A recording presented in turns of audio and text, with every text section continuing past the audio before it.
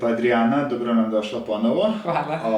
Pa da ne kažem da počnemo, nego da nastavimo naš razgovor.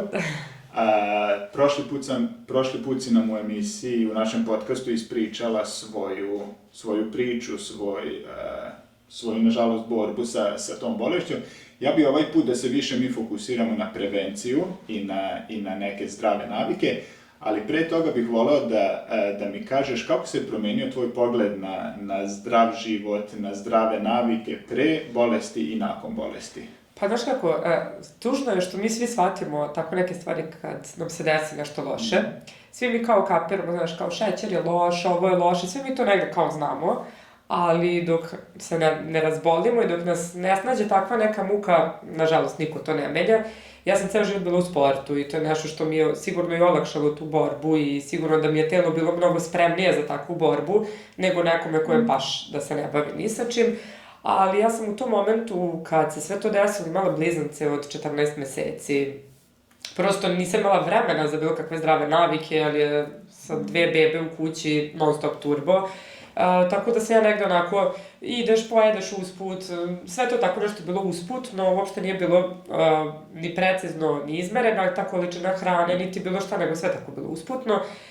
Onda posle kad sam shvatila koliko u stvari, 90% našeg organizma je voda, i sad kad pogledamo šta pijemo, šta jedemo, šta unosimo u naš organizam, nažalost, to sam imala vremena da razmišljam tek u bolnici i onda sam onako negde shvatila važnost te zdrave ishrane, odnosno toga šta unosimo u naš organizam. Daleko od toga ja i sada prije da mi se kolač, ja ću ga pojesti. Neću sebi zabraniti, ali mislim da je to mnogo veća šteta, da kažem, na našu psihu, sad nećeš nikad više u životu pojesti kolač. Mnogo je to za našu psihu. Tako da ja sam se sa tim onako negde izborila, ok, poješću ga kad mi baš se traži, ali ako nije to baš tako neka sad prevelika želja, ok, poješću pomoranđu, poješću breskvu, poješću nešto od voća, poješću bananu, nebitno. To je taj balans što je najteže uhvatiti i što ljudi misle ako je zdrava ishrana, onda baš to idemo u krajnosti ili se zdravo hranimo, ali onda ljudi neće ni gram šećera, neće ni gram čokolade, ništa, ili druga krajnost, ali slažem se u potpunosti, mislim da je taj balans u stvari najbitnije naći. U prošlom podcastu je bio jedan moment koji me je jako uhvatio i zato što i ja čvrsto verujem u to što si rekla, spominjala si zakon privlačenja. Tako je. I volao bi to malo nekako da nam detaljnije ispričaš svoje viđenje o tome kakav je tvoj pogled na tu temu i kako, da li vidiš dejstva, da li vidiš rezultate zakona privlačenja u svom životu? Naravno, za sve koje to interesuje ta tema, imate moj drugi kanal na YouTube-u, Manifestacija snova. To je novi kanal koji je tek u razvitku. Ja sam iskreno, što se tiče zakona privlačenja i generalno svega, znala uvek da nešto kao postoji, sad kao ti treba da veruješ u neku svoju ideju i kao to će se desiti. Ali da obrazložim nisam imala pojma, jer prosto, kako kažem, nisam bila u toj tematici. I tada sam sa drugaricom preko nekih videa došli smo na tu temu gde ona proučava zakon privlačenja od 2016. godine. Pritom ja to nisam znala, ali ona to nikad nije nametala, to mišljenje. Onda sam ja ušla u tu tematiku, da kažem, počela da čitam knjige o tome, počela da gledam razne autore koje možda svako da nađe na YouTube-u ili na bilo gde na internetu. I tad sam onako počela stvarno da vidim, kad vratim onako negde unazad film, kao, ok, kao koliko se toga meni zapravo bilo ostvarilo, bez da sam znala da to postoji. Prosto zakon privlačenja radi, verovali vi u to ili ne verovali, znači prosto on radi pa radi. Sad, ono što je problem što ljudi ne znaju šta žele. I onda kažu zakon privlačenja ne radi, ali vi ne znate šta želite uopšte. Kad su misli pobrkane, to ne funkcioniše. Prosto ja dok sam bila, naravno, u bolnici i dok sam imala borbu, naravno, imala sam samo jedan cilj da ozdravim. Ja sam tada, kad je svima bilo nerealno, govorila da ću da idem da putujem, da ću se baviti takvim poslom, da ću ići. Pritom i tada nisam znala o zakonu privlačenja ništa i svi su bili u fazonu od tipa, ne znam, prijatelji, to kao, ma da, kao važi. Evo, ovo mi je bilo sada 19. moje putovanje ove godine, sad se spremam za 10 dana, idemo ponovo. Sklopili smo saradnju sa UNESCO-om, radimo za njih, tako da velike stvari mi se otvaraju kao mogućnosti, a samo zato što sam dozvolila sebi da sanjam i da verujem u to. Mnogi ljudi, ja onako uvek to poredim, ne znam, evo, tipa imam blizance od 3 godine. Oni ne znaju šta je realno, šta nije realno. Tipa, on hoće, ne znam, avion. Otkud on zna sad da li je realno, da on ima avion ili nije realno i, ne znam, takve neke stvari, oni sanjaju deca, oni maštaju, dozvoljavaju to sebi. Mi kako rastemo i kako ulazimo u ovaj svet odraslih, tako nas ubeđuju, nemoj da sanjaš, ne, ti sanjariš, ti si u nebesima. I stalno nas ubacuju u neke kalupe. Ja sam svesna da sam izgubila dosta prijatelja, zato što sam izašla iz tih kalupa, shvatila sam da ne želim da živim u kalupu nekom. Provela sam, 29 godina svog života, 28, odnosno, u nekom kalupu, to mora tako, da bi zaradio novac, to ne može da uđe lako, moraš da radiš 12 sati dnevno, moraš da kukaš, mora da ti bude teško, ne može da ti bude lako. I ja sam onda shvatila, ok, čekaj, 28 godina sam živala u kalupu, od tog kalupa dobila sam bolest s kojom treba sad da se borim, ništa mi to nije donelo. Da li mi je donelo finansijsku sigurnost? Nije, zato što sam radila za druge, za neke smešne novce. Da li mi je donelo zdravlje? Nije mi donelo zdravlje. Da li mi je donelo slobodu? Ne. I onda sam bila, ok, sad nemam više šta da izgubim, hajde sad da vidim kako ću da promenim svoj život. Ja sam tako ušla u tehnike Barsa, energetskih tretmana uz pomoć kojih otpuštamo razne stvari, naša uverenja u stvari, ono što smo naučeni da to tako mora.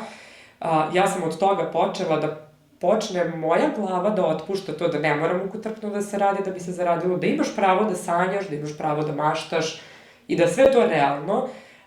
Ja sam još nema ni 2 godine kako sam obolela od karcinoma, izlečila se i bukvalno živim život kakav sam zamišljala tada. I tad jeste me bilo strah, ono kao, bože, kao koliko ja samo sanjarim i kao, to nije realno, to nije moguće. I onda kako je jedna za drugom stvari krenula da mi se dešava, onda sam shvatila, čekaj, ko je meni rekao da to nije moguće? Ko je sudija u ovoj utakmici da mi kaže, to nije moguće? I to, na primer, pretpostavljam da si se i ti tako osetila u tom momentu, jer kad čovek krene da razmišlja o ovakvim stvarima i na sebi da primenjuje, da primećuje i da primenjuje ove stvari, okruženje naše je tako, ne iz loše namere, ali krenu komentari, šta ti je, menjaš se, ti si se promenio, ti si se promenila, šta se dešava s tobom, šta kako. I onda čoveku u početku to bude neprijatno, zapita se stvarno da li je u redu to što radiš, šta kako, ali posle treba da shvati čovek da jeste, promenio sam se, jeste, upravo ste promenio, ali meni je drago zbog te promene i ja hoću da se promenim i ja hoću i vas da povučem da se promenite. I onda to me interesuje, da li si osetila taj moment, znači kad su svi krenuli da ti govore da li svesno ili nesvesno da te sputavaju u toj tvojoj promeni, kako si uspela da se izboriš sa time, da li si imala u svom užem okruženju neko koji je istog shvatanja, istog pogleda na svet ili si morala sama da se probiješ? Apsolutno sama protiv vetrenjača ceo život. Nekako, ja sam iz prvih tih kalupa izašla kad sam počela sa bavim groomingom. I prvi su moji bili kao, jeste, da, od kučića ćeš da živiš, mislim, prosto, ljudima je to neshvatljivo, pogotovo nekoj možda starijoj generaciji, da je kuće da bude napolju na dvoje, šta ćeš ti da živiš od kučića, to nije realno. Onda sam razradila taj salon, stvarno onako kako sam ja želela da to radi. Onda sam bukvalno došla mužu jedan dan sa idejom, bukvalno pre karcinoma i rekla, ja ću da otvorim grooming školu. Kažem, to ne postoji u Srbiji. Ja kažem, ja ću biti prva i jedina registrovana škola. I on je bio kao, dobro, važi. Ja sam bukvalno par dana pre odlaska u bolnicu uspela da rešim sve papire i da otvorim svoju grooming školu i da budem jedina u Srbiji. Tako da, ali tada sam onako samo bila kao, ja to hoću i znam da mogu. Ja imam i onu crtu malo inata, kad mi kažeš ne možeš, sad ćeš da vidiš, sad ću još 5 puta više da se potrudim. Što je možda i dobro da čovjek ima to. Naravno, za neke stvari je stvarno to dobro. Tako da to je bio prvi moment kad sam se onako susrela, kao ti ćeš sad dati otkaz u firmi u kojoj ti je zagarantovanih 35.000 dinara plata, gde radiš svaki božji dan, gde moraš da moliš za slobodan dan, gde moraš da moliš za godišnji odmor, i kao ti ćeš dati otkaz da bi...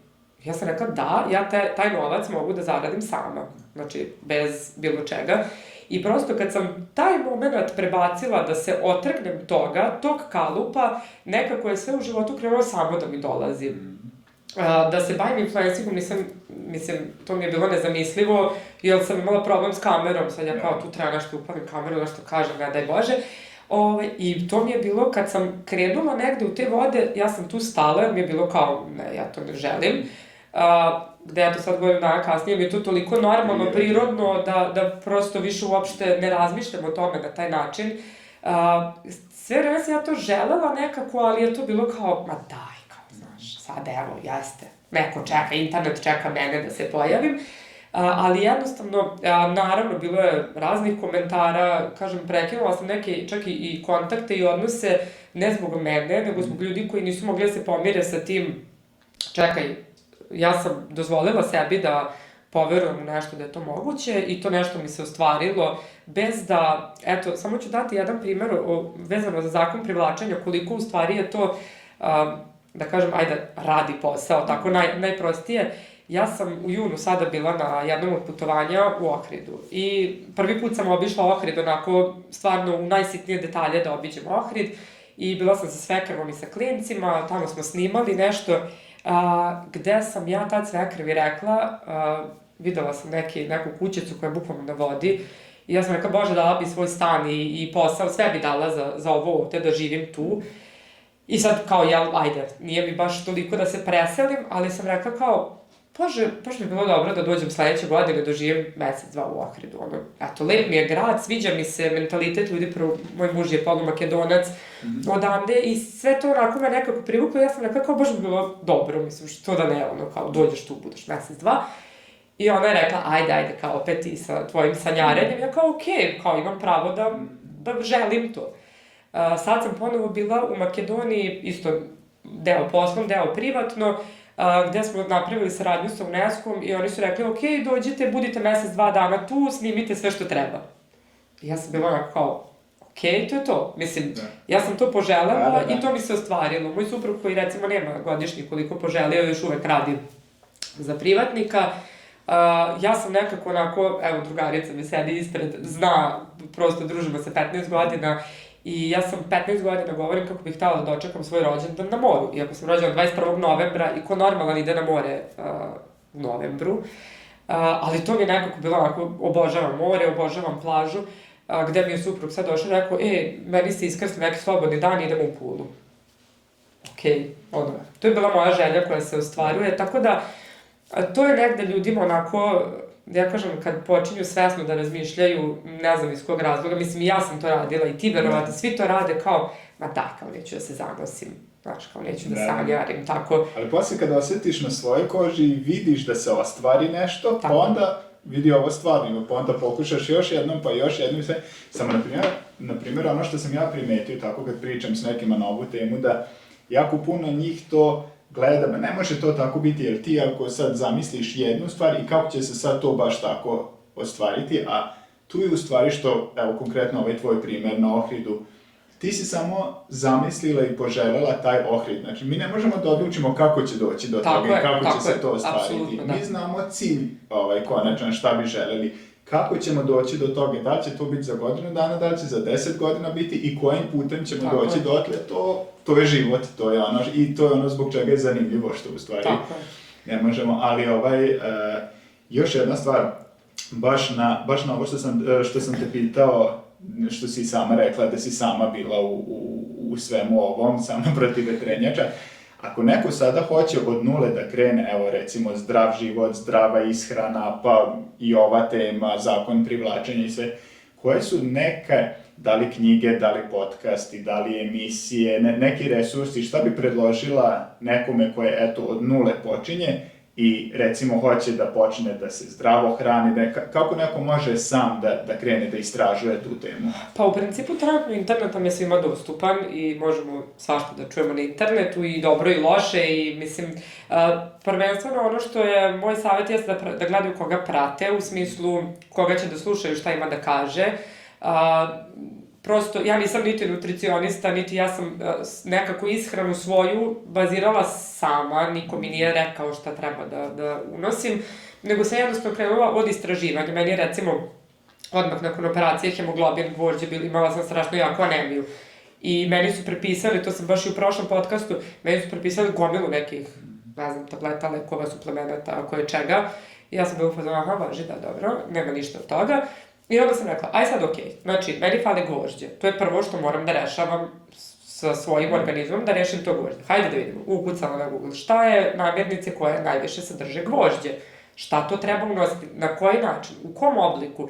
I onda sam prvo odatle negde krenula, ajde kao da vidim oko toga šta je prvenstveno, pa onda kad sam negde rešila to gvožđe, onda sam krenula dalje. Ajde sad da vidimo šta je to što treba mom telu svaki dan. Znači, postoje neke namirnice koje su mi potrebne svaki dan da bi moje telo funkcionisalo. Ajde da vidimo, okej, to su te namirnice. Ajde sad da vidimo u kojim namirnicama ima tih vitamina, minerala, gde to sve ima i na koji način da ja to sve upakujem, da mi bude zgodno da... Bitno je samo da ljudima to ne bude opterećenje, da ne bude moraš, pustite sebi vremena. Ja sam tipa, ne znam, prvih recimo nedelju dana sam sebi uvela zdrav doručak. Ne 3 obroka, ne 5 obroka, ajde doručak da krenemo, ili večeru, šta vam je zgodnije. Meni je nekako doručak bio najzgodniji zato što odvedem decu u vrtić, a da se ja sama kod kuće imam vremena da se posvetim tome. Pa onda kad mi je taj doručak postao tako normalan da jedem tu ovsenu kašu, da dodajem čija semnake, da dodajem prosto, da dodajem ovo, i kad sam znala zašto to dodajem, znači nije ni samo kao sad neko je tu rekao, sad Ivan je rekao da se to doda. Okej, dodaću, ali čekaj, meni treba objašnjenje zašto. To nema značaja, da. Tako je. Onda sam ja sa tim krenula. Onda kad mi je to postalo normalno i kao, okej, to je tako, neću otići na burek, nego ću pojesti ovo i to mi je postalo normalno, onda sam, ajde, okej, deca ručaju u vrtiću, okej, znači ja mogu sebi da spremim nešto drugo, jer oni će ručati u vrtiću. Onda sam počela da vidim, da istražujem, okej, šta je to što može bude kuvano jelo, a da bude zdravo jelo. Pa hajde to da istražim. Pa sam onda opet, danas jedemo nešto zdravije, pa onda naredna 3-4 dana jedemo gulaš ili nešto što je kao normalan ručak kod nas. Dok se nismo nekako uskladili, dok nisam videla kako će i suprug reagovati na te ukuse i da li će moći da prihvati tu ishranu. Dok deca nisu prihvatila, pa smo onda tako, ali bukvalno korak po korak smo nekako to sve radili, jer da sam ja sad rekla, od sutra više nema ništa, nezdravo, nema, sve se jede, doručak, ručak, večera, sve mora da bude, niko to ne bi izdržao, zato što prosto bilo bi previše. Onda nekako kad sam tu ishranu kao uspela da spakujem, da ja mogu da pripremim to unapred, da vidim koji su to recepti. Ima puno ljudi koji su na Instagramu, na YouTubeu, koji pokazuju te recepte i koji su lekari, nutricionisti, koji znaju šta pričaju, da ljudi mogu da ih pronađu i da prate. Bukvalno pripremaju ljudi za 2-3 dana unapred i to je samo iz frižidera izvadiš i jedeš. Znači, može da se olakša, samo je potrebno vreme da se to sve, isto kao što smo naviknuti da odemo u pekaru i kupimo burek, tako se naviknemo i na ovo. Zato što ljudi treba da shvate da ne postoji nezdrava ishrana i zdrava ishrana, nego bukvalno korak po korak i sitnice male uvoditi.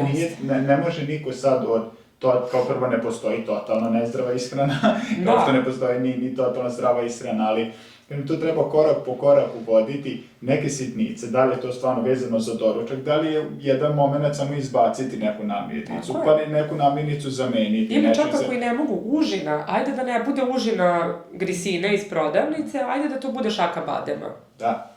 Hajde od toga da krenemo. Ajde da ne bude ujutru, ne znam, kafa prva, nego hajde da bude limunada ili neki ceđeni sok, recimo, nešto za detoksikaciju. I to su mali koraci koji, kad taj korak postane normalan, kad postane navika, onda se ide na sledeći korak. Ja sam tako sve korak po korak, onda kad mi je sve to oko ishrane postalo tako normalno i kao, to je tako, onda sam krenula, ajde sad da krenem da treniram ponovo, ajde sad da krenem da... I to su ti koraci koji, a da sam ja sve to kao od sutra idemo sve tako, nema šanse. Tu ljudi greše, ljudi krenu sve odjednom, naravno da ne može to niko da isprati, a pogotovo neko ko uopšte nije zdravo živeo. Ja sam čak viđala ljude koji, ne znam, od prvog, to su planovi, to su ovoliki spiskovi, jede se ovo doručak, ručak, večera, užina, trening, 5 puta nedeljno se trenira i takve stvari. Ljudi ne shvataju da je potrebno 66 dana da radimo jednu te istu stvar da bi nam to postalo navika. Znači 66 dana, to je 2 puna meseca, vi treba svaki dan da uradite nešto i da vam to onda postane kao to meni normalno. Zato što je to tek onda navika. A to 3 dana jedem zdravo i sad meni to kao navika nije navika. To ti je i dalje, ti misliš o tome i dalje tebi to presija da to tako mora. Nego prosto treba pustiti da to ide nekim... Najbitnije je doneti odluku, naravno. Da, ali isto onda... sprovoditi to teško. Sad reci mi, rekla si da ti deca u zabavište idu, tako? Jeste. Do vrtići. Kakvu oni tamo ishranu imaju u zabavištu? Nažalost, lošu. To sam baš teo pitan, kako uspevaš taj balans da uhvatiš, znači, što kući pokušavate zdravu ishranu i onda ono što dobiju u zabavište? Pa, znaš kako, oni jadu u zabavištu to što jadu. Ja sam mogla da izaberem privatni vrtić i da nosim hranu tamo i sve to. Ali šta će da se desi? Branit ću deci sve te namirnice, sutra otići na rođendan, poješće tortu. Mislim, otići na ekskurziju, hoće jesti grickalice, pa naravno da će jesti. Mislim, prosto, to što oni jedu u vrtiću, meni je to skroz okej. Mislim, jedu ih sva deca, ne jedu samo moja deca, jede 1000 dece u celom vrtiću. Tako da, to je nešto što, okej, neka se njihovo telo navikava i na to, ali tipa, mi smo došli u situaciju da moja deca ako vide kolač i jabuku, oni će potrčati ka jabuci. To je cilj. Prosto, oni znaju da je to nešto što je zdravo i što niko ih nije terao na to. Mi smo im samo uvek nudili 2 opcije i pričali sa njima. Koliko god da mi neko rekao, oni imaju godinu dana, ti mu pričaš da kolač nije zdrav. Pa pričam mu zato što oni to usvajaju, on njima to, i onda vide nas, koji ne pijemo, ne pušimo, živimo neki zdrav način života, non stop smo u prirodi, prosto oni su navikli na takav način života i da putuju. Mi smo od početka ove godine preko 30.000 km proputovali sa 2 male dece. Što sam ja išla sa suprugom, što sam sa babama, što... Znači, konstantno smo na putu, oni gledaju ono što nam priroda nudi i prosto navikli su na sve to, njima nije problem, mi sa njima idemo na Banjsku stenu, se popnemo se, znači, apsolutno njima je to prirodno i normalno. To je ono što sam ja htela da, ja sam prirodnjak i to sam htela da deca moja nauče, da im je draže, njih evo sada da pitam, hoćemo igraonicu ili ćemo na livadu? Na livadu. Njima je igraonica okej opcija, nekad, požele, naravno, ali ako već imaju da biraju, oni će pre izabrati budu napolje. Idemo na plažu, bacamo kamenčiće, idemo se jurimo po plaži. To je to vaspitanje kućno, što vi njima to prenesete. Da, to je bukvalno, ali da mi živimo drugačiji način života i da njima kažemo, ja sam ranije bila pušač. I to me najviše nerviralo, sediš ovako s cigarom i kažeš mi, nemoj to radiš, što ti nije zdravo. Primjerom moraš da... Znaš, prosto ne vredi. I onda sam ja nekako, shvatila, moja deca će se ugledati na ono što mi radimo. Prosto, to je tako i to je normalno i prirodno. I sad ako ja sedim s cigarom i pivom u ruci i govorim detetu, izvoli, idi popi limunadu, mislim, zašto bi me on poslušao? Zato smo mi nekako tada, kad sam ja ostala trudna i kad smo sve doneli odluku, čekaj, sad je vreme da mi i sebe promenimo zarad njih, da oni gledaju neke pozitivne strane i da se trenira i da je to sastavni deo života i da je ta zdrava ishrana i prosto oni su tako rasli uz to gde, ne znam, nama je uvek u kući imamo voće i sve, mislim, moja deca su u Hrvatskoj na moru, ljudi su nam se smejali u marketu, uzeli su brokoli, grickaju jedno i drugo tako pocepali onaj najlon i idu kroz market i grickaju brokoli. Ljudima je to neshvatljivo zato što im je uvek bilo lakše da daju detetu čips nego da mu spreme nešto zdravo. I to što je kod nas to postalo, nažalost, ali postale, znači slatkiši i čips su postali nagrada. Tako. Nešto dobro uradiš, evo, rođendan je, evo, Nova godina, evo slatkiši, to je postala kao nagrada i deca i mi odrasli se jako lako naviknemo na to, mislim, šećer je opasan, šećer je ozbiljna droga. Da, bukvalno. Pogotovo deca koje ni ne shvataju to, nego samo osete i jedu. I onda još društvo njima to nametne da je to nešto što dobiju kad nešto dobro urade ili kad nešto uspeju ili kad je godišnjica nečega, tu je onda problem što oni odrastu sa time da je to nešto najnormalnije i najpozitivnije. Tako je. To je problem. Kad smo kod dece, još jedno pitanje, na prošlom podcastu si rekla jedna za neke možda malo kontroverzna tema, što se tiče vakcina. Voleo bi da, pošto ja to ne volim u našem društvu, kad neko kaže bilo šta protiv jedne vakcine, to se onda proglasi, on je antivakser i gotovo. Naravno. Jer se kod nas generalizuje sve. Tako je. A ja verujem da ljudi koji govore nešto protiv vakcina, to se ne odnosi na sve vakcine, to se ne odnosi, ali to ljudi tako, eto, još jedan antivakser. Volio bi to malo da nam detaljnije izneseš svoj stav što se tiče vakcina, konkretno na sa čime ti imaš problem, koje vakcine, kako, šta, nešto više uvijek. Pa, u principu ja nemam ništa protiv vakcina. Ja sam se za svaku vakcinu koju su deca trebala da dobiju, dobro i temeljno raspitala šta je ta vakcina, zbog čega se dobija, da li uopšte to treba moje deci i takve stvari. I oni su primili sve vakcine do sada, osim MMR-a. I ja sam rekla da god se daje živi virus MMR-a u našoj zemlji, pošto smo jedina zemlja koja daje živi virus u toj vakcini, ja sam rekla, moja deca ga neće dobiti. Znači, koje god sankcije treba da snosim, u redu, prihvatam. Ako će država ili kogod da me kazni zbog toga, okej. Raspitala sam se dobro i šta me čeka kroz to kad ne vakcinišem decu. Mislim, to ide prvo, ne znam, poziv socijalnog rada, pa na sud, pa ne znam, i 10.000 dinara kazna i to je to. Čak i taj deo znam šta me čeka koji put i kada će šta da se dešava, ali prosto dobro sam i detaljno ispitala šta znači dobiti taj živi virus kroz tu vakcinu, kao što i većina nas zna i sigurno poznajete nekog od dece koji imaju autizam i to teške oblike autizma, gde su deca, se zna da su rođena, što se kaže, zdrava i prava. Svi kažu, on je to imao u sebi, pa je MMR samo ubrzao. Okej, ali da ja dozvolim, čak i ako ima u sebi, ako sa 3 godine nije ispoljio to, verovatno neće ispoljiti. I sad neko mene hoće da ubedi da moje dete dobije. Ja sam čak i našem pedijatru, kad su nas pritisnuli sa godinu dana da moramo da damo MMR, ja sam rekla, u redu, ja se slažem sa tim, ja ne bežim od toga.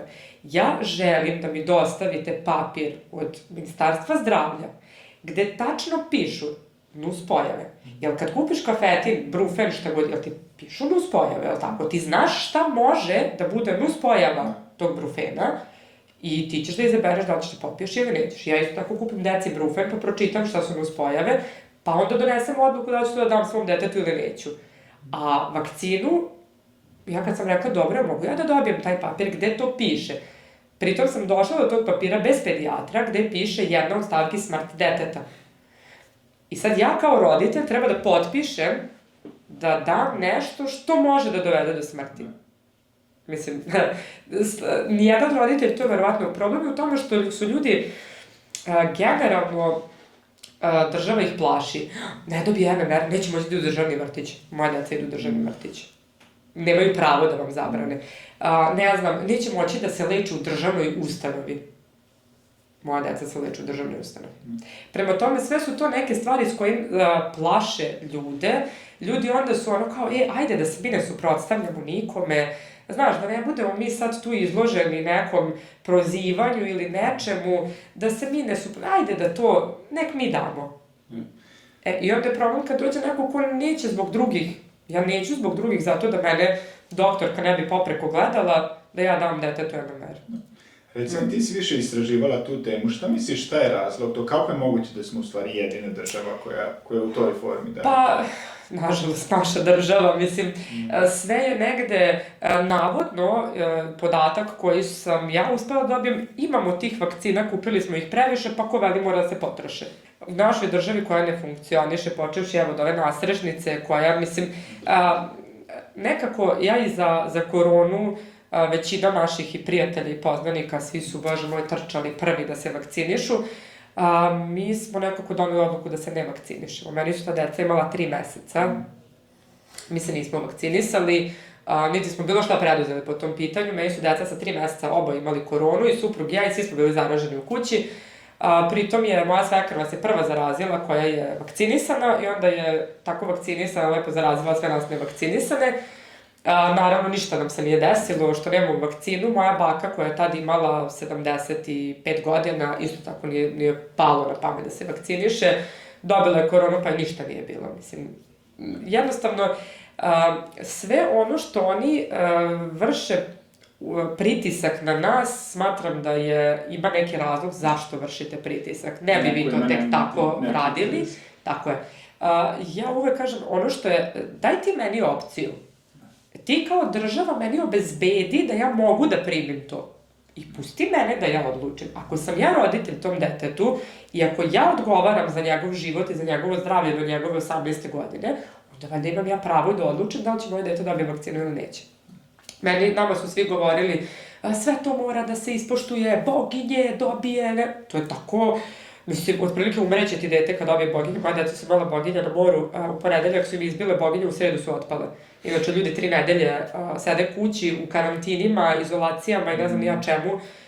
Mi jesmo se povukli, otišli na plaže na koje nema dece, gde ne mogu da zaraze neko drugo dete i takve stvari, ali generalno, mislim, boginje su prelazne dok još ne izbiju, pa mislim, oni su bili zaraženi i 2 nedelje pre toga, pa su bili u kontaktu sa drugom decom. Mislim, kao i korona što je bila, ti širiš virus, ni ne znaš da ga imaš, kad dobiješ neke simptome, ti onda već verovatno ni ne širiš taj virus, ali tad si već zarazio ko zna koga sve.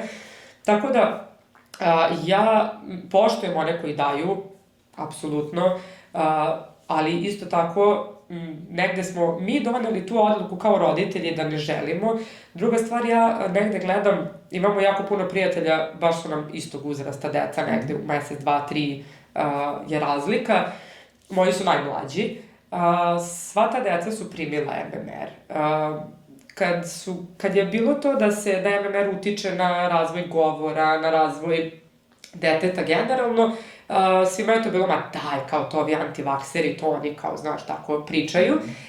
Ja evo sada gledam, ja ne smatram da su moja deca niti nadprosečno inteligentna, niti da su, ne znam ja, kako Bogom dani za sve, ali samo gledam tu decu koja pričaju, koja sad sa 3 godine, sa pune 3 godine, pa i 3,5 godine, koristi dalje samo reči. Kod njih nema rečenica, nego su to reči samo, gde dosta te dece i dalje se sporazumeva, to nije meni normalno za 3 godine. Moja deca pričaju, apsolutno mogu sad ovako da sednu i da razgovaraju, da sklapaju rečenice, prepričavaju događaje koji su se desili, trudimo se da onako, s obzirom na to da ja u velikom broju situacija s njima na engleskom komuniciram da bi učili jezik, jer prosto mali su, upijaju veoma lako. Oni su sad počeli srpski i engleski, doduše sad je to trenutno teško za razumeti, jer koriste 2 jezika, pa nekad i nama teško da ih razumemo šta hoće da kažu, ali hoću da kažem, oni 2 jezika koriste, razgovaraju i prosto ne smatram da su nešto nadprosečno inteligentni, nego da jednostavno samo im sa tim svim stvarima nismo zaustavili taj razvoj neki njihov, nego jednostavno kako su deca ranije živela bez tog MMR-a. Mislim, ako ćemo tako, boginje su postojale, mislim, uvek, pa, mislim, nije baš da su sad ljudi i upale pluća i, ne znam, zauške i sve te tako neke stvari, mislim, to je postojalo, pa postojalo, mislim, pa su ljudi živeli i bez vakcina. Naravno. Reci mi još jedan aspekt kod borbe sa teškim oboljenjima, sad da se vratimo na onaj moment dok si prolazila kroz celu tu fazu borbe sa bolešću. Svi se nekako fokusiraju na što je naravno i primarno na taj fizički aspekt, znači kako da se izleči, da li konvencionalna medicina, da li alternativa, da li kombinacija, da li kako šta, ali nekako svi zanemare taj emocionalni deo i emocionalni stres u svemu tome, koji je po meni i tekako bitan segment u svemu tome. Mi prvo ozdravimo ovde, pa onda fizički, tako da to ljudi ne shvataju. Reci mi koje si neke eventualno, kako si uspela da se izboriš sa svim tim stresom i da li si imala neke eventualno navike i što se tiče svog emocionalnog zdravlja da lakše prebrodiš? Pa, mislim, u principu i mene kad je sve to snašlo, ja sam bila onako u situaciji u kojoj nisam znala da se snađem.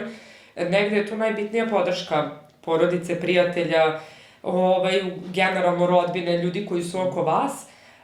Ja sam posle, kad sam izašla iz bolnice, ja sam, kao i većina, jel, bitno su mi sad deca, bit ću ja okej, i to je sve super, dobro je to sve, i onda sam uhvatila sebe da ne znam, tipa, zaboli me tu, gotovo, evo ga nešto, gde sam ja shvatila da upadam u neki začarani krug te panike, stalne brige, stalno nešto će da se desi, ali to prosto čovjek mora sam da osvesti da je došao u to stanje I ja sam tada bila kao, ajde, probat ću sama, počela sam da čitam neke knjige, počela sam psihološke, gde sam probala sama sebi da to nekako olakšam. I onda kad sam shvatila, čekaj, ne vredi. Znači, ja iz momenta u moment upadam konstantno u te neke vode gde stalno sam u nekom strahu, stalno šta će se desiti. I onda sam bila, ajde da vidim šta ću dalje. Popričala sa ljudima oko sebe, kao, ne mogu, jednostavno ne ide mi, ne mogu sama. I tada sam rekla, ajde idem kod nekog psihoterapeuta, hajde da vidim da li će to da mi donese nešto. Ja sam, imala sreću, verovatno, da sam naletala na psihoterapeuta koji meni odgovara i njen rad meni odgovara. Tako da ja sam tada krenula da radim sa psihoterapeutom, što mi je jako pomoglo i u tom nekom, da dobijem neku mentalnu snagu za dalje i generalno da jednostavno sagledam život sa malo drugačije strane. Jer prosto u tom momentu kad se nađete i kad pomislite čak 28 godina i sad kao snašlo me to što me snašlo, budete kao sad šta dalje, kako dalje, šta ću ja sad dalje sa životom. To su neke onako prelomne tačke kad stvarno preispitujete ceo život, pa onda se javlja to, jesam ja sad izazvala da dobijem tu bolest, jesam ja stvarno toliko nezdravo živela da sam sama sebi došla do toga da dobijem takvu bolest. Šta stoji iza toga? Da li je to sad, ako je genetika, dobro genetika, pa je moguće tako lošu genetiku, svašta se tu prepliće po glavi. I onda je to negde onako, meni bio neki prelomni trenutak kad sam stvarno odlučila i rekla, idem na psihoterapiju. Nažalost, to je samo kod nas u Srbiji sramota ići na psihoterapiju. Ima nažalost ta stigma nekako kod nas. Jako je to sramota i mislim to je od nas i nisi baš sam svoj.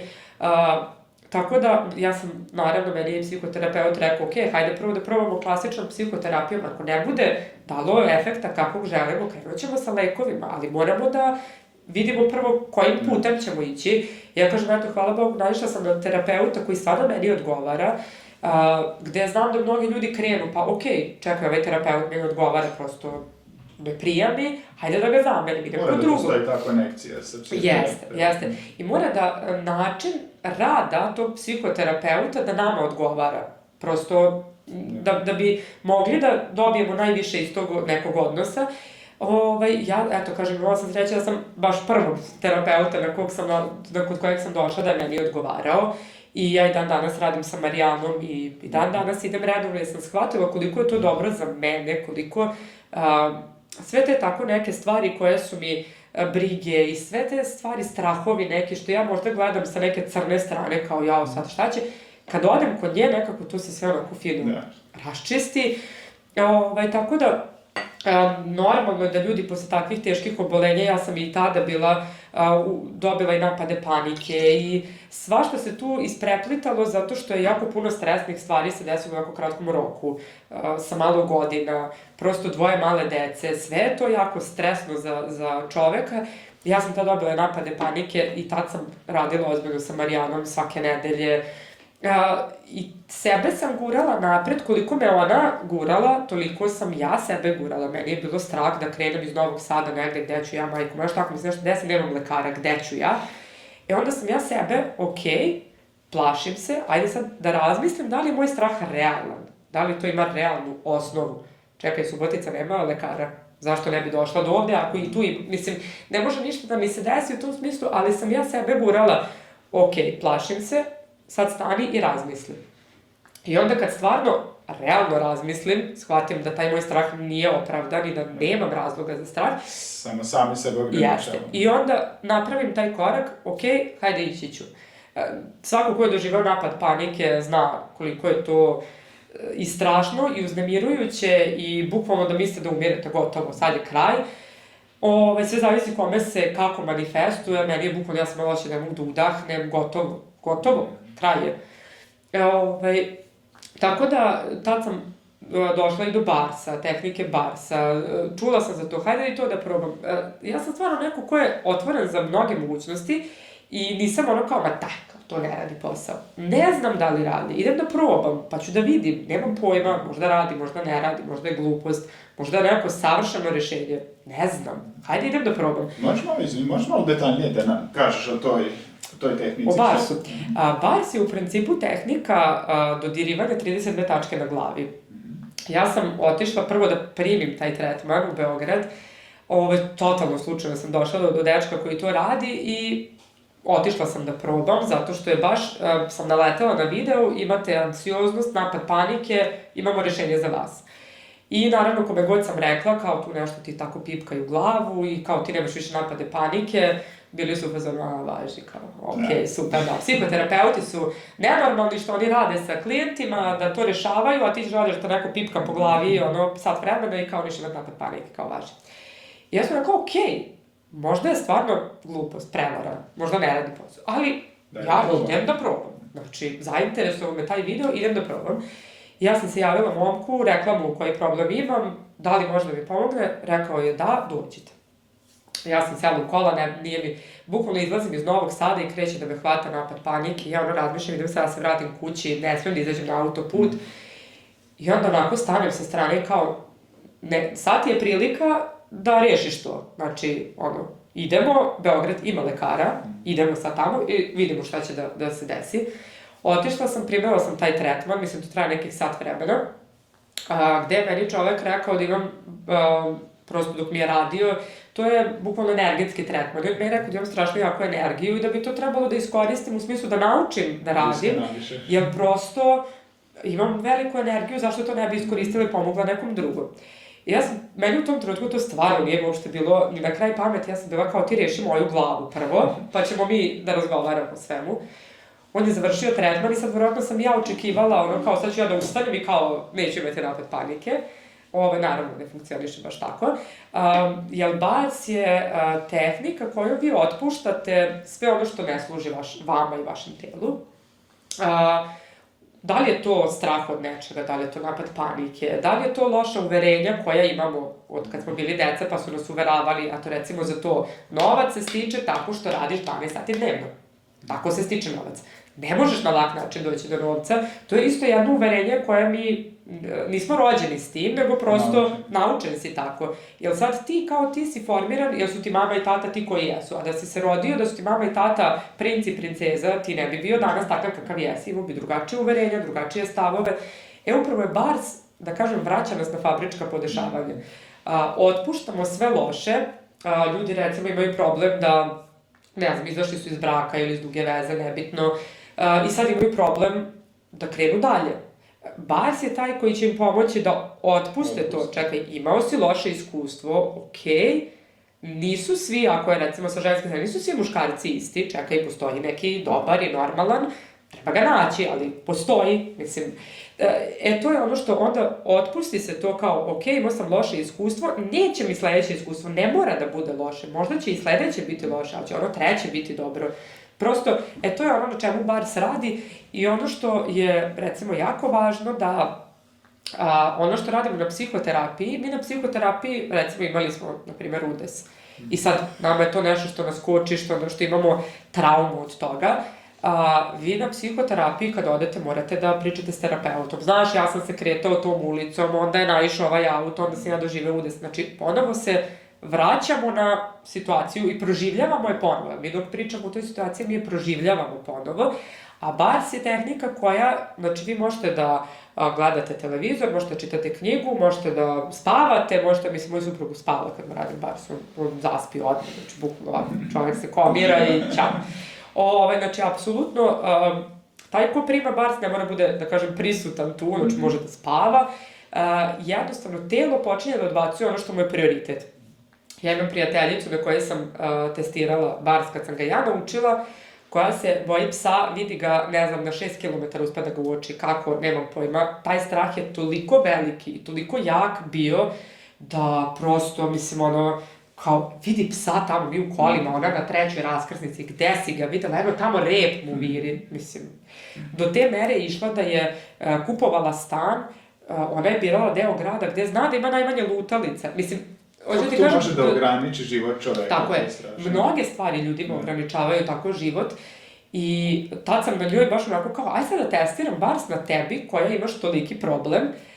Ona je posle prvog barsa, znači ne posle ne znam ja koliko tretmana, 1 tretman smo uradili i išli smo s nekim prijateljima na vikend koji imaju psa, francuski bulldog, pas, opasan. ja njoj kad sam rekla da oni idu s nama, ona je bila kao, pa dobro, kao, okej, idemo, družimo se, ja kažem, a imaju kuće.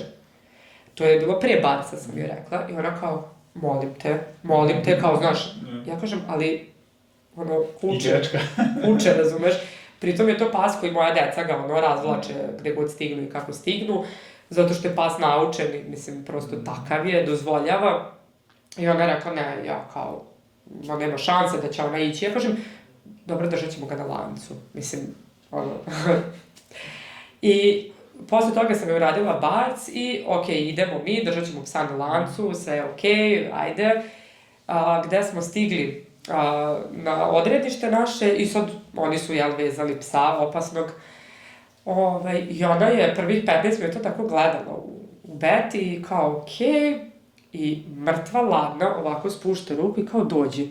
Samo od sebe. Mi smo ovako stali kao, molim, kaže ona, pusti ga, ne plašim se. Mi smo bili u šoku kao, Suzana, jednako ne plaši se psa, to je ono kao, posle toga je vlasnik te kuće pustio tamo, mislim, u drugom delu dvorišta, ono pustio nekog azijata, nešto, ono, i ona kao, inače, pre toga, ona bi, ne unutra, ona bi na krov se popela, verovatno, ona je sedela i kao, kao, baš ne bi volala da je priđe sad skroz tu, ali kao, tamo je dobro, to je skroz tako da, ja sam na tome testirala koliko je snaga toga, koliko ljudi mogu da otpuste stvari, mislim, ona je bukvalno posle jednog tretmana otpustila se ne plaši psa, ono, koji je ograničavao do te mere da kupi stan, u kom delu grada će kupiti stan, da je stanica bude tu, pa da ona iza rešetke od garaže stoji, pa gleda kad nailazi bus da trči, da, mislim, da slučajno neki pas ne bi naišao. Tako da, Bars je neka tehnika koja stvarno je delotvorna i koja stvarno može da promeni ljudima život.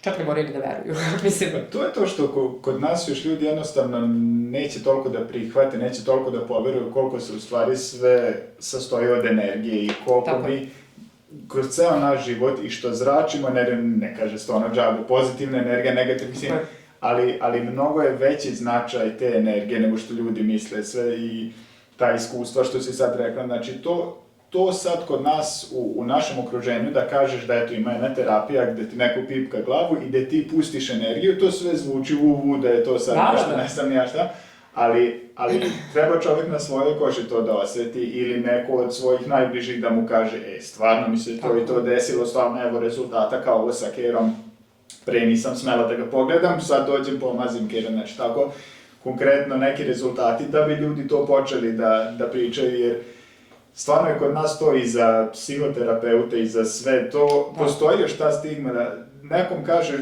kod nas još ako kažeš meditiram, čovjek te pogleda, ako nekom kažeš meditiram, ti si ne znam, ti si prolupao, ti si gotovo.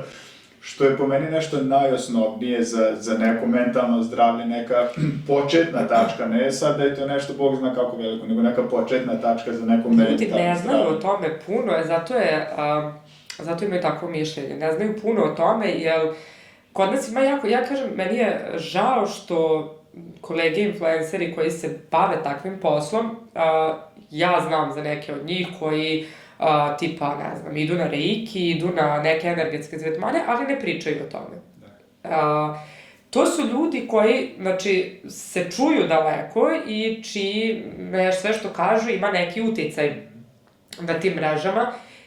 I meni je to malo onako sebično, čekaj, ja sam tog momenta kad sam došla sa tog Barsa, ja sam prvo, meni je suprug gledao, on je rekao, kaže, tebe tamo, šta su ti radili, ja ne znam.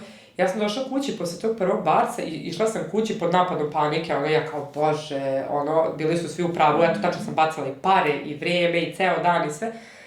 I kao ništa, ja sam došla kući, sad sam došla u kupatilo da operem kosu i suprug onako otvara vrata i gleda me, kaže meni, ti si kao u crtanom, tebi su suze, nisu curile ovako, nego su ovako skakale suze. Znači, to je bilo neverovatno, ja plačem, smejem se, ne znam ni šta mi je, niti ja sad kao plačem od tuge, niti se smejem zato što mi je nešto smešno, nemam pojma šta mi je. Ja sam tada izašla i kao koji tek tada, mislim, bar se, te sve stvari se otpuštaju, neko kroz smeh, neko kroz plakanje, neko kroz zevanje, znači razni su neke te manifestacije, kako u stvari otpuštamo neke stvari. Nekad ljudi nisu ni svesni šta otpuštaju, moj suprug recimo spava. I on nema pojma šta je otpustio, ali svako koga vidi, mislim, ja se barsom bavim skoro godinu dana. Ja sam njemu prvi bar radila pre nedelju dana. Zato što on bio upazio, da, kako me maneš, razumeš, nema on to vremena čovek sad za to i uvek je nešto bilo preče i uvek je nešto bilo... ja sam mu rekla, ja samo jedan put probaj, bio je kao, dobro, i ja sam ga pustila, rekla sam, okej. Do tebi, mislim. Onda kad je prvi put probao, sad ono kao, hoćeš me tapkaš malo, hoćeš me malo... On to ne zna ni šta se to dešava, on spava, on nema pojma čovek, ali njemu to neko tapkanje po glavi, nema pojma što god daje, ono njemu je posle toga top i njemu je to najbitnije. I tek sada, kako, ne znam, s nekim se nije vidio, znači to je samo nedelju dana prošlo, pa ga ljudi pitaju kao što si ti radio na sebi, kao nešto ti, kao šta je s tobom, ja prva vidim promene, njegova majka, znači svi vide promene, a on nema pojma šta je konkretno, neko zna, neko ne zna. Ja u tom momentu kad sam prvi bar se radio, ja nisam imala pojma što sam otpustila, ja se isplakala, ismejala, sve ono onako otpustila i kao samo sam shvatila da je meni lepo, da mi je dobro. Imam drugaricu, evo, koja je tu sa mnom sada, ona je prvi bars, znači ona je bukvalno, posle mi je to pričala, ona je htela da zaplače i u tom momentu je počela se smejala, ona se smejala jedno 15 minuta, ali 15 minuta suze su joj išle koliko se smejala i bukvalno ono kao kad je prestala, kao šta je ovo, kao šta si bi uradila, razumiješ da je, hoću kažem, svako na neki drugačiji način će da otpusti i ne mora da bude u svakom tretmanu da će to da se desi, njoj se recimo to više nije ponavljano takvo smejanje, može opet da se ponovi, nekad ne mora, tako da dobra strana što vi ne morate da se vraćate na traumu, već jednostavno to će mozak sam da pročisti, da... Ja sam imao jednu sličnu situaciju, slično iskustvo sa ovim, ali sa terapijom disanjem. Jedan moj dobar prijatelj drži terapije disanja, to trans disanje, i što je ovde u okruženju jako novo, ja isto, iako sam otvoren za sve ove teme i stvarno me i zanimaju i verujem u te stvari, ono kad mi je rekao disanje, terapija disanja, prihvatio sam u redu, ali nije mi sad bilo ništa, sad Bog zna šta. Ja, takvi su najbolji. Kad dođu tako kao, pa majde, eto čisto da vidim. I kad je počeo da drži te terapije, i naravno i da ga podržim, a i bilo mi je zanimljivo, mislim, interesovalo me šta je, šta nije, i kaže, on mene pozove me da dođem na jednu tu terapiju, što su to grupne terapije, po 7, 8, 10, zavisi kako. I naravno otišao sam, ali sam sve bio, rekao, ajde otići ću, bit će to kao neka dublja meditacija ili nešto, jer objasnio on meni sve ukupno traje oko 50 minuta, prvih pola sata ovo, pa drugih pola sata. I dobro, rekao, ajde otići ću da ga ispoštujem i da vidim, rekao, verovatno će to jedna meditacija biti. I ja sam to legao, bili smo onako na nekim dušecima i legli, ide muzika u pozadini i on ti da neki tempo disanja, kako da dišeš. I ja tu krenem, i naravno sad rekao je on nama šta ćemo kako osjetiti, uglavnom počevši od fizičkih nekih doživljaja, grčenja, svega, preko onih emocionalnih, što kažeš. Ja sam u tih 50 minuta proživeo sve moguće emocije, počevši od neke radosti koju ne znam ja od kad nisam osjetio, preko plakanja, preko straha, to bukvalno svih u tih 40 minuta. I doživeo sam nešto što pojma nemam, kako pojma nemaš, ne znam šta se izdešavalo.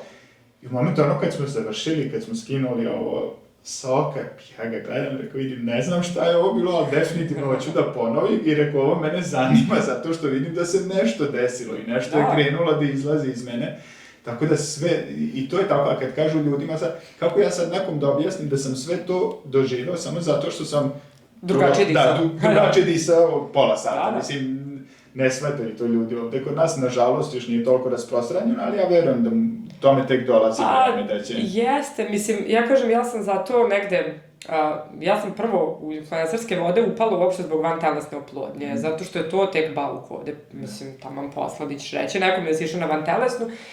I meni je to bilo onako, mi kad su nam rekli kao da bi trebalo da se, pozabavimo pitanjem oko vantelesne oplodnje, mi smo bili kao, moj suprug je bio prvi, jeste, sad ćemo idemo tamo, budemo jetini u ovoj klinici, znaš, mislim, jel to, niko ne priča, ti nemaš pojma ko sve ide na tu vantelesnu.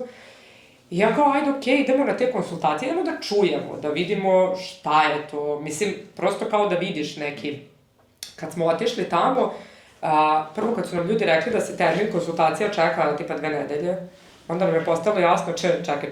Ako se termin za konsultacije čeka 2 nedelje, koliki su onda to redovi?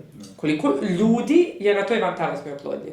Kad smo otišli prvi put u kliniku, kad smo videli one redove, gužve, bili smo u fazonu kao, šta je ovo? Pa kao, svi su oni za vantelesnu, kao, svi čekate isto. Mi smo bili kao, okej, kao, čekamo vantelesnu svi, pa kao... Tako da, to je ono što se ne priča i mi smo, to jest ja sam krenula, jer shvatam i tada u tom procesu vantelesne koliko je meni trebalo da čujem šta je moj sledeći korak. Lekari u klinici nemaju vremena za to. Znači, jednostavno, ako nemate tebe ili njega ili bilo koga da ja pitam od nekog, da kažem, ko je prošao, šta me čeka dalje, vi nećete dobiti tu informaciju, nego idete tako u mraku, hodate i kao, okej, idem, ne znam šta će me snađe. Iz tog razloga sam ja krenula u to da prosto približim to ljudima da je to normalno, čekaj, to je sastavni deo našeg društva, našeg života. Mislim, samo što ljudi ne pričaju o tome, to je sramota, znaš. I to je ono što jako puno stvari ima koje su besplatne, koje sami možemo da uradimo, samo da nam neko kaže da nas uputi, to i to bi trebalo raditi, i što može kompletno da promeni zdravlje i sve. Jedno, na primjer, od toga je, i to me baš interesuje i tvoje mišljenje o važnosti sna. Ovde se toliko zanemaruje san i toliko još se uvelo se to razmišljanje, ako hoćeš da uspeš, što više raditi, što manje spavati, spavat ćeš kad budeš u penziji, odmarat ćeš kad budeš u penziji, kad umreš to. I uopšte ne shvataju ljudi koliko je u stvari taj san bitan i koliko mi gubimo zapravo time ako spavamo po 4 sata, 5 sati ili nešto. Ja na sebi osjećam, ja pokušavam uvek 8 sati da ubodem.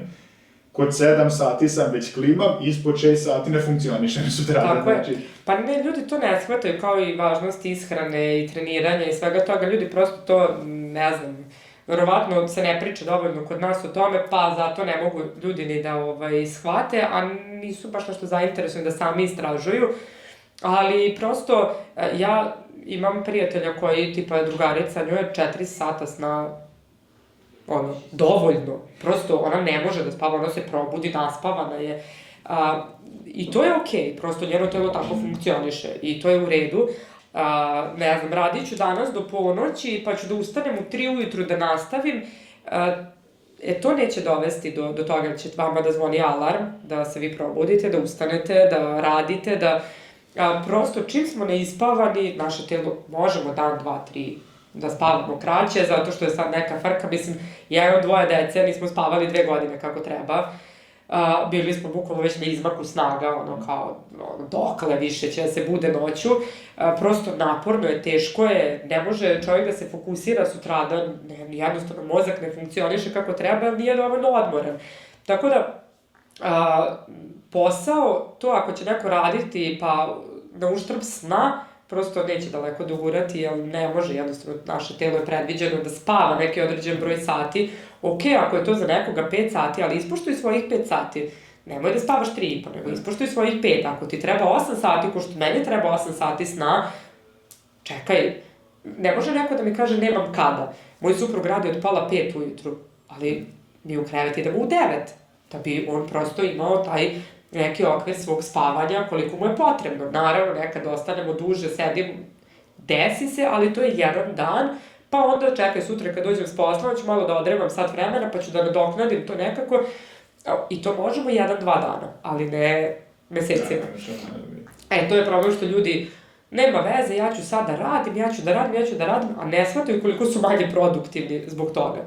Umesto da napravimo sebi raspored, ne znam, sad ću da radim 4 sata, ali ću 4 sata da radim produktivno i da uradim ono što treba, nego da sedim 10 sati i tako da gledam okolo, da ne naspavana, da držim glavu, hoće mi pasti glava, da se nalivam kafom, nije rešenje. To je ono što, na primer, što jako puno čujem od ljudi kad kažu nemam vremena za ovo ili nemam vremena za ono. Stvar organizacije i stvar prioriteta. Tako je.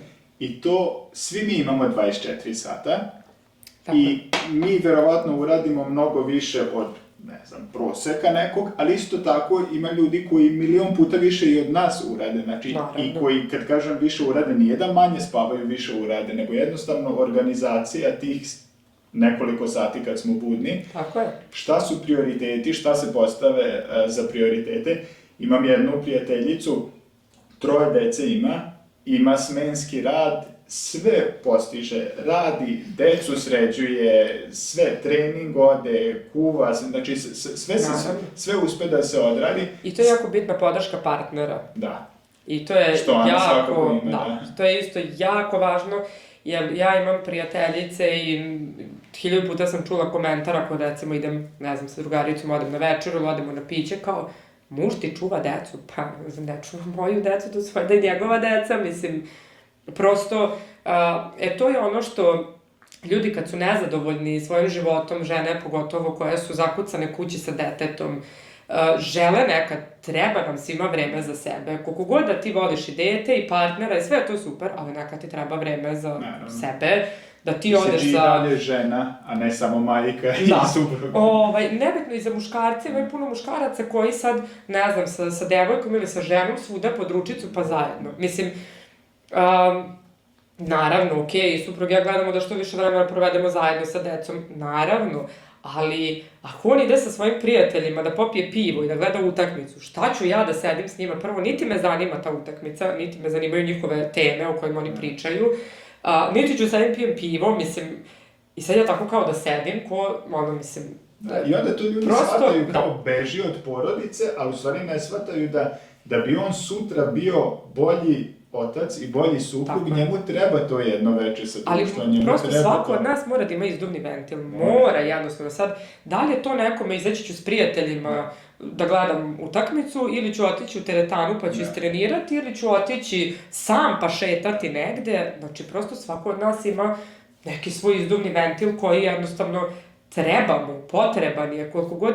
Ja to je isto ono što ja gledam, da kroz te mreže onako da svi kao, jao, pa ne znam, gde ćemo, mi imamo decu. Pa super, imam ih i ja. Mislim, ali prosto, koliko god da ih volim i koliko god da mi je najlepše vreme provedeno sa njima, mi smo nekako bili okej, imamo decu, ali mi smo postojali pre te dece.